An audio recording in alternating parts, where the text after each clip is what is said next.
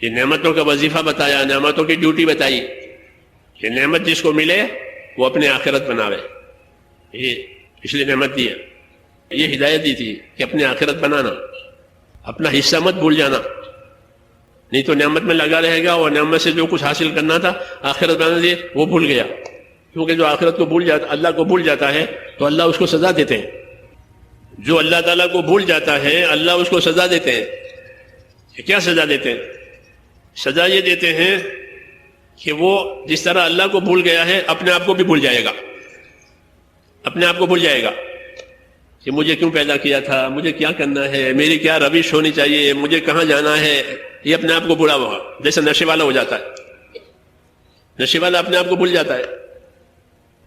وَلَا تَكُونُوا كَالَّذِينَ نَسُوا اللَّهَ فَأَنسَاهُمْ أَنفُسَهُمْ، یہ جواب ہے، ایسا نہ بنو کہ اللہ کو بھول جاؤ، اگر اللہ کو بھول جاؤ گے تو اللہ تعالیٰ تمہاری ذاتوں کو تم سے بھلا دیں گے، پھر نشہ چڑھ جائے گا، پھر نعمت کا نشہ چڑھے گا، تاجر کو تجارت کا، مالدار کو مالداری کا، زمیندار کو زمینداری کا، عہدیدار کو عہدیداری کا، ہاں یہ میں نشہ ہے، اس نشے سے غرور پیدا ہوگا اور دھوکہ کھائے گا، اس لیے فرماتے تھے کہ نعمت سے بھی چوکنا رہو۔ دنیا داروں کا ہی طریقہ ہے کہ نعمت کی بڑھوتری میں لگ جاتے ہیں کہ اور بڑھے اور بڑھے اور بڑھے، یہ نہیں کہ یہ مجھے کیوں دیا ہے، یہ نعمت مجھے کیوں ملی ہے، مجھ سے کیا کام لینا چاہتے ہیں۔ فوجوں کو گاڑیاں دیتے ہیں، سہولتیں دیتے ہیں ہتھیار دیتے ہیں، گھوڑے دیتے ہیں، بہت بڑا خرچہ فوج پر ہوتا ہے ہر حکومت میں، وہ کیوں؟ ان کو سہولت دینے کے لیے کہ نا ان کے ذمے ہے حدود کی حفاظت، اس حدود کی حفاظت کے لیے سارا سامان ان کو دیا ہے، انہیں شکار کرنے کے لیے گھوڑے نہیں دیے، انہیں بندوق شکار کرنے کے لیے نہیں دی ہے، یہ ہوا کھانے کے لیے نہیں دی ہے، کچھ کام کے لیے دی ہے۔ ایسے ہی بندوں کو اللہ تعالیٰ کی نعمتیں، خاص کر کے ایمان والوں کو، کہ ایمان والوں کو اللہ کی نعمتیں ایمان کے کام کے لیے دی ہے، ان کے ذمے دنیا میں ایمان کا کام ہے، ایمان کے حدود، ایمان کی سرحدیں، ایمان کے حقوق، اس کی حفاظت کرانے کے لیے ان کو یہ دیا ہے نعمتیں۔ تو میں کہہ رہا کہ دنیا والوں کا طریقہ نعمت کے بارے میں یہ ہے کہ وہ بڑھتی رہے، ہاں، اور اسے اپنی خواہشیں پوری کرتے رہیں، یہ۔ اور نبیوں کا طریقہ نعمتوں کے بارے میں کیا ہے؟ کہ نبیوں کا طریقہ نعمتوں کے بارے میں یہ ہے کہ وہ نعمتوں کی بھی قدر کرتے ہیں اور نعمت کے ساتھ ساتھ نعمت دینے والے کی شکر گزاری بھی کرتے ہیں، کہ نعمتوں کو وہاں خرچ کریں گے جہاں نعمت دینے والا راضی ہو جاوے۔ یہ نبیوں کا طریقہ ہے کہ مجھے نعمت دی ہے اللہ نے تو میں اپنی نعمت سے اللہ تعالیٰ کو راضی کروں گا، یہ نبیوں کا طریقہ۔ جسے اللہ تعالیٰ نے قارون سے فرمایا وَابْتَغِ فِيمَا آتَاكَ اللَّهُ الدَّارَ الْآخِرَةَ، ہم نے نعمت دی آخرت بنا لے، اس نے نہیں بنائی تو آخرت بھی گئی اور دنیا بھی گئی۔ یہ خالی قارون کے لیے نہیں ہے، یہ سب کے لیے ہے۔ قرآن میں اس لیے نازل ہو، قیامت تک پڑھا جائے گا، یہ قیامت تک رہبری ہے قرآن پاک کی۔ تو نبیوں کا طریقہ نعمتوں کے بارے میں یہ ہے کہ جو نعمت ملے اس نعمت سے نعمت دینے والے کو راضی کرنا ہے، اس کی توفیق مانگتے ہیں کہ اللہ اس نعمت سے میں تو اس کو راضی کر لوں۔ مثلاً دعاؤں میں دعا مانگی ہے، جو دعائیں حضور صلی اللہ علیہ وسلم کی مسنون آئی ہیں اس میں بہت رہبریاں ہیں، خالی وہ دعا نہیں ہے، بہت رہبری ہے کہ نعمت میں کیا کرنا چاہیے۔ اللہم وما رزقتنی مما احب فجعلہ قوۃ لی فیما تحب، یہ دعا مانگیے کہ وہ چیز جو آپ نے مجھے میرے من پسند دی ہے تو آپ کا احسان ہے کہ جو مجھے من پسند تھی وہ چیز ملی، اب مجھے یہ بھی توفیق دے کہ اس نعمت سے مجھے تیری رضامندی میں، تیری خوشنودی میں مجھے طاقت ملے، یہ نہیں کہ وہ نعمت مجھے غافل کرے۔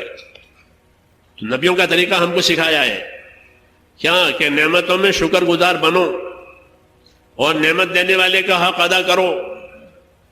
رسول صلی اللہ علیہ وسلم سے یہ پوچھا گیا کہ آپ تو اللہ کے بخشے بخشائے بندے ہیں، آپ پر کچھ نہیں ہے، سب آپ بخشے بخشائے ہیں، کچھ نہیں ہے آپ پر، پھر بھی آپ اتنی عبادت کرتے ہیں کہ آپ کے پاؤں پر ورم آتا ہے، تو اتنی محنت آپ کیوں کرتے ہیں؟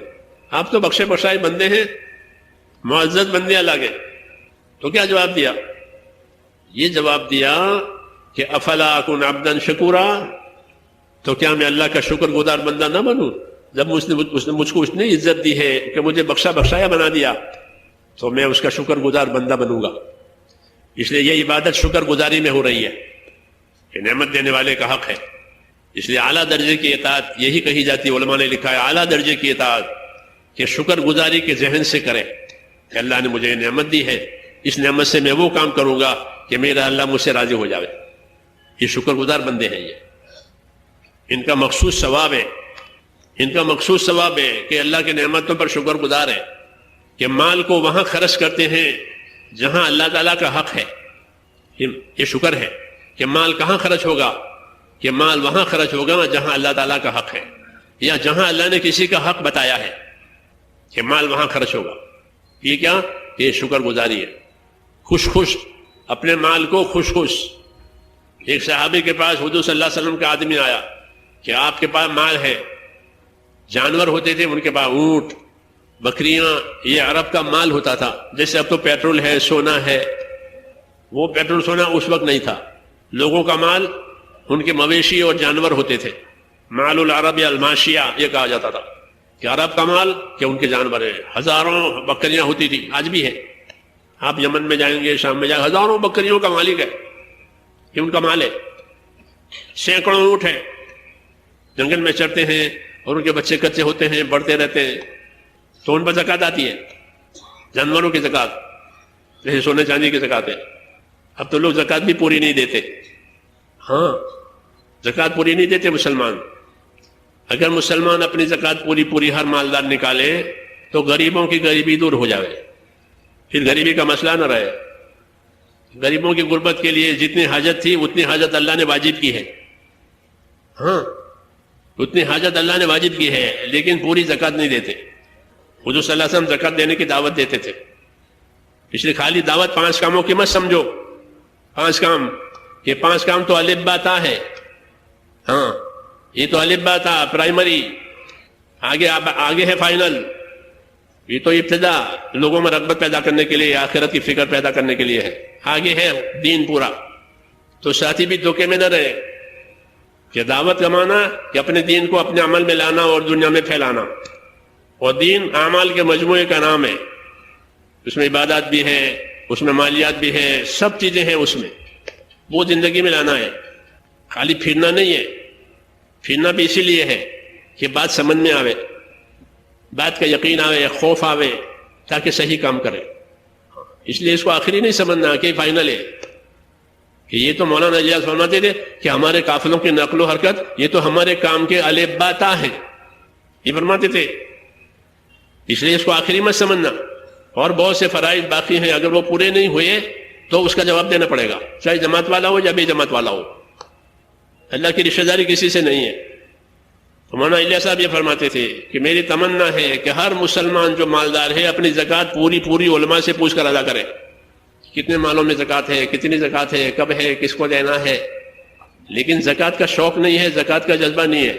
حج بھی بہت کریں گے، عمرے بھی بہت کریں گے، حالانکہ حج پوری عمر میں ایک ہی مرتبہ فرض ہے۔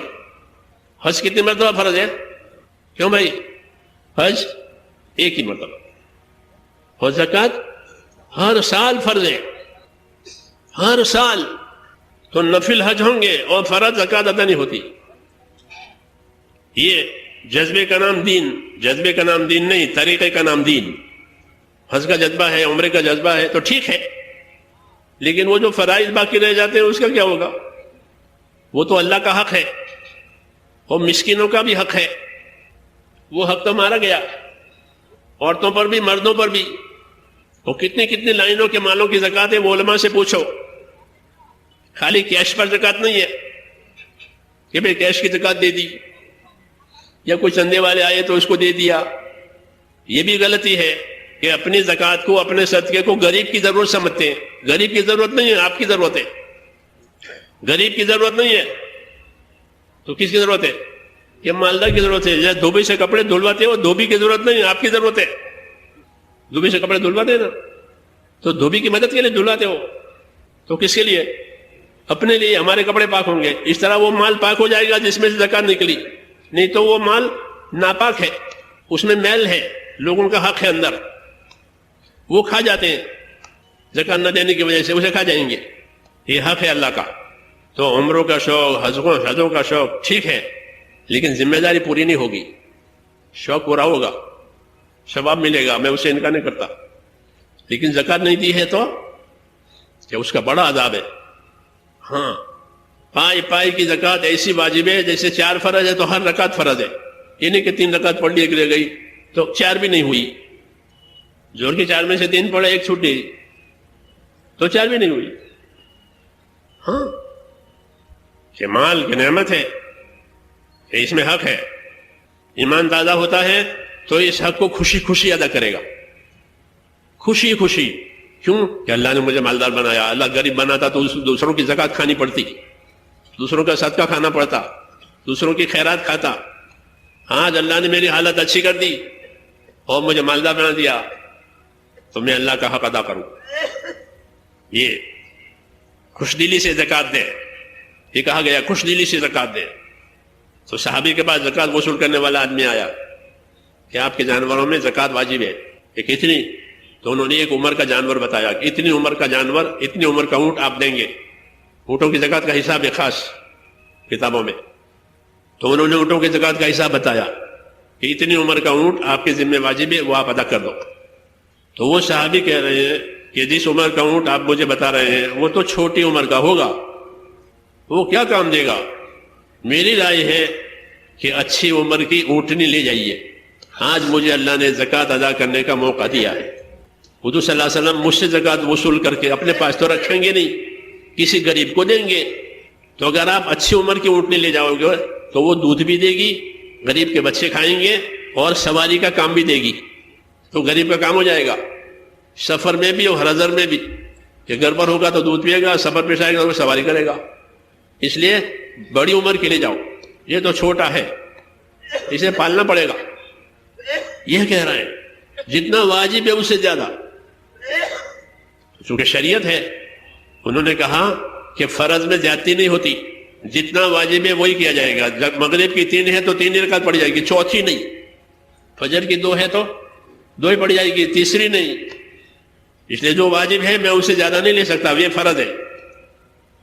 شریعت کو جانتے تھے, مسائل کو بھی جانتے تھے, فضائل کو بھی جانتے تھے. ہماری طرح سے نہیں ہے فضائل یاد ہے مسئلہ یاد نہیں ہے تو عمل غلط ہوگا, فضیلت نہیں ملے گی. فضیلت اس وقت ملے گی کہ جب عمل کو صحیح کرے, اور عمل صحیح کرنے کے لیے مسائل جاننا ضروری ہے. پھر مسائل اور فضائل دونوں جمع ہو جائیں گے کہ عمل بھی صحیح ہو گیا, پوری فضیلت ملے گی. مولانا یوسف صاحب اس کی تاکید کرتے تھے کہ اپنی عبادت میں مسائل فضائل جمع کرو. اب وہ بات نہیں کہی جاتی, اس لیے لوگ مسائل سے بھی خبر ہے, عمل الٹے سیدھے ہوتے ہیں. وہ مسائل سے واقف تھے کہ میں زیادہ نہیں لے سکتا, یہ فرض ہے. فرض میں زیادتی کرنے کا حق بھی نہیں, کم کرنے کا بھی حق نہیں. نصیبا مفروضہ, ایک حصہ ہے مقرر کیا ہوا, اس میں کم زیادہ نہیں, اس لیے میں زیادہ نہیں لے سکتا. کہ میں خوشی سے دے رہا ہوں, کوئی زور زبردستی آپ کی طرف سے نہیں ہے. میں تو اللہ کے شکر میں دے رہا ہوں, آج مجھے اللہ نے مال دیا, اور آج اللہ کے نبی کا آدمی میرے پاس زکوٰۃ وصول کرنے آیا, یہ میری سعادت ہے. اس نے کہا پھر بھی نہیں.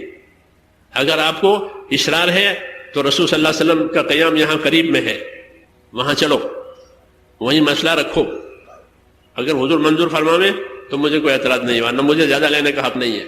سب مسائل والے, سنت شریعت پر عمل کرنے والے, جانتے بھی تھے مسئلہ, بتاتے تھے بھی مسئلہ.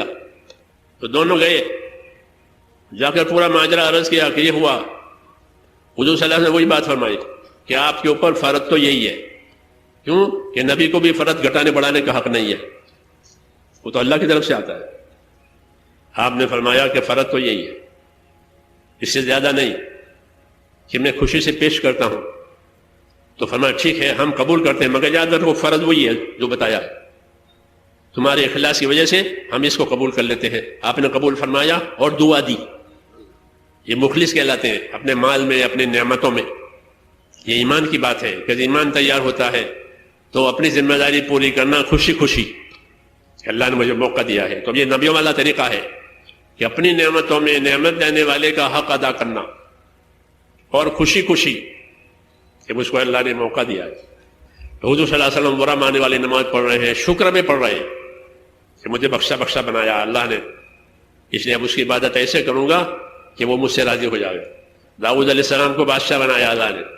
داؤد علیہ السلام, سلیمان علیہ السلام, باپ بیٹے دونوں بادشاہ ہیں, اور بادشاہت بھی دونوں کی عجیب ہے. سلیمان علیہ السلام کی بادشاہت مشہور ہے, کہ اللہ تعالیٰ نے پوری دنیا پر ان کو بادشاہت دی، جناتوں پر، پرندوں پر، ہواؤں پر. ایسی بادشاہت کسی کو نہیں ملی. داؤد علیہ السلام ان کے باپ ہیں، اللہ نے ان کو بادشاہ بنایا. بنی اسرائیل کا ایسا بادشاہ کوئی نہیں بنا، نبی بھی ہیں اور بادشاہ بھی ہیں. اور بنی اسرائیل کے ایسے بادشاہ ہیں کہ سارے بنی اسرائیل ان کی بادشاہت پر متفق ہو گئے تھے، ورنہ بنی اسرائیل کبھی نبیوں پر متفق نہیں ہوتے. ہمیشہ نبیوں سے کھینچتان ان کی رہتی ہے. بنی اسرائیل کی نبیوں سے کھینچتان، اپنے نبیوں سے. نبی بھی انہی کے قوم کے ہوتے تھے، اپنے نبیوں سے کھینچتان کرتے رہتے تھے، پھر اس کی سزا بھی پاتے رہتے تھے. داؤد علیہ السلام کی بادشاہت کا نمبر آیا تو بنی اسرائیل متفق ہو گئے آپ کی بادشاہت پر. یہ کتابوں میں لکھا ہے. تو داؤد علیہ السلام کو بادشاہت دی اور نعمتیں دی. تو ان نعمتوں کے جواب میں وہ کیا کرتے تھے؟ حدیثوں میں ہے کہ داؤد علیہ السلام پر زبور نازل ہوئی ہے. زبور کی تلاوت کرتے تھے، زبور کی تبلیغ کرتے تھے، اور ایک دن روزہ رکھتے تھے، ایک دن افطار کرتے تھے، ایک دن روزہ رکھتے تھے، ایک دن افطار کرتے تھے. اور راتوں کی عبادت کے لیے اوقات اور گھڑیاں مقرر کر رکھی تھی. اس گھڑی میں سونا، اس گھڑی میں اٹھنا، عبادت کرنا. کیوں؟ نعمتیں بہت ہیں، اور اللہ کا تقاضا بھی تھا کہ نعمتیں بہت دی ہے. اعملوا آل داؤد شکرا وقلیل من عبادی الشکور. اے داؤد کے خاندان والوں، اپنی کارگزاریاں شکر والی بناؤ. قرآن پاک پڑھیں آپ، رہبری کرے گا. یہ سب ہمارے لیے رہبریاں ہیں. اعملوا آل داؤد شکرا، اے داؤد کے خاندان والوں شکر والی کارگزاری بناؤ. کیوں؟ نعمتیں بہت ہیں.